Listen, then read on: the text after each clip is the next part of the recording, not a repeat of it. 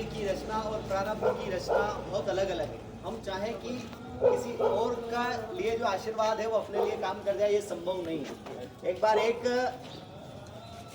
भक्त जो है आश्रम में जाता था गुरुजी के पास, बहुत सेवा करता था। गुरुजी को एक दिन उसकी दया आई और गुरुजी ने कहा कि इसको मैं कृपा करता हूँ।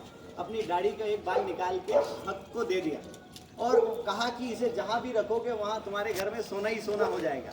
यही बात भक्त की महिला ने दूसरी पड़ोसन को कही और उसने कहा कि हमारे घर में आशीर्वाद हुआ है, क्यों ना आप भी अपने पति को भेज के और गुरुजी की दाढ़ी का बाल ले आओ।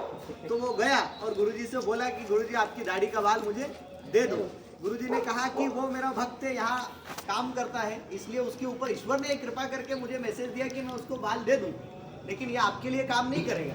तो उसने जोर जबरदस्ती करी और जब जोर जबरदस्ती करी तो दाढ़ी का 2-4 बाल उसके हाथ में आ गए। गुरु ने कहा कि तथास्तु।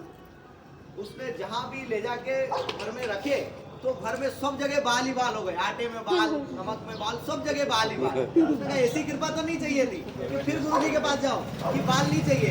तो गुरुजी ने कहा कि तथास्तु। तो घर में जाके देखा तो लेडीज के सर पे बाल नहीं, किसी के सर पे बाल नहीं। उसने कहा कि आप तो साफा बांध के बाहर निकल जाओगे, मैं कैसे बाहर निकलूंगी। गुरुजी से कहो कि गुरुजी ना तो बाल चाहिए ना बिना बाल के चाहिए, जैसा है वैसा ही कर दो। तो अक्सर क्या होता है कि किसी और के लिए दिया हुआ आशीर्वाद हमारे लिए अभिशाप होता है।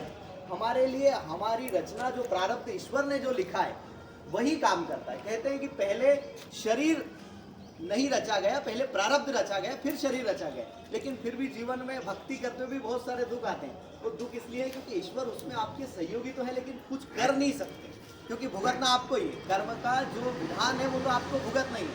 ईश्वर ये है कि थोड़ा सा सुगम उसको बना सकते हैं।